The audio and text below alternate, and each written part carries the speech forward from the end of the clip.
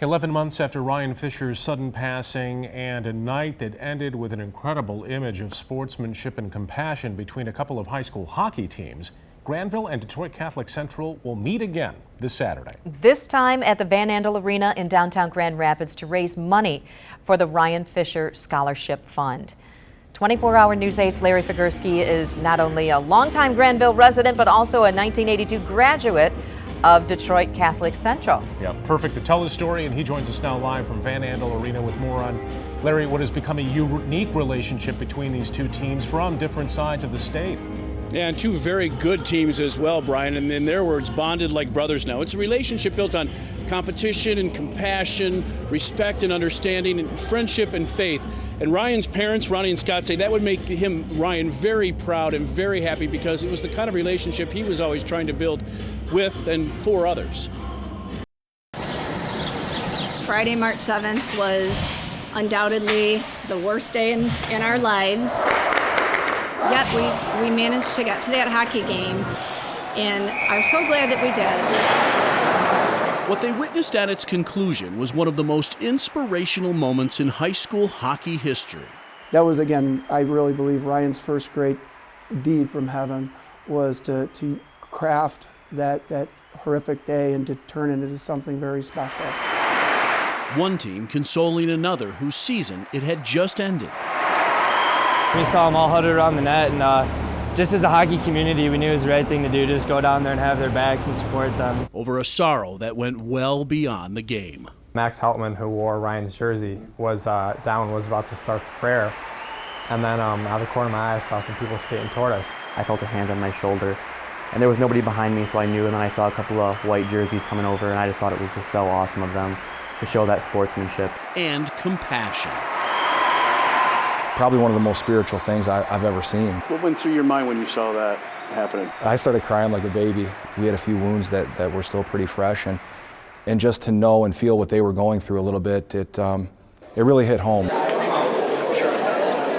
You see, what most people back in West Michigan didn't know was that the Detroit CC students and community knew what Grandville was going through all too well. It was one of the saddest moments of my life, for sure. 2 years before, 16-year-old David Wadzinski, a member of this year's senior class and a star linebacker for the CC football team, died suddenly, like Ryan Fischer, in his sleep from a heart issue. He was, much like Ryan, just a phenomenal young man, great personality, extremely lofty goals, great scholar athlete, just one of the kids that you look up to in school. And then last October, just 5 months before Ryan's sudden passing, CC captain and senior Matt Cerisio crashed into the boards during an all-star game, breaking his back in 2 places and severing his spinal cord, leaving him paralyzed from the waist down. So we kind of knew what they're going through, and we knew what people did for us, and we knew what we could do for them to help them out. You learn from your experiences, and you know what got you through your troubles, and now it's up to you to help other people out. It really felt like we were supposed to be their opponent that evening in that game. The two teams, programs, and schools have now formed a unique relationship, one of respect, competition, and understanding that goes far beyond the ice. I can't imagine that this would have happened with any other team. I think they just felt connected with us in that moment, and it probably was a calling, and I'm so grateful for that. And certainly that's part of the connection, I think, is we share some unfortunate circumstances, but both of us, I think, are coming out of it stronger.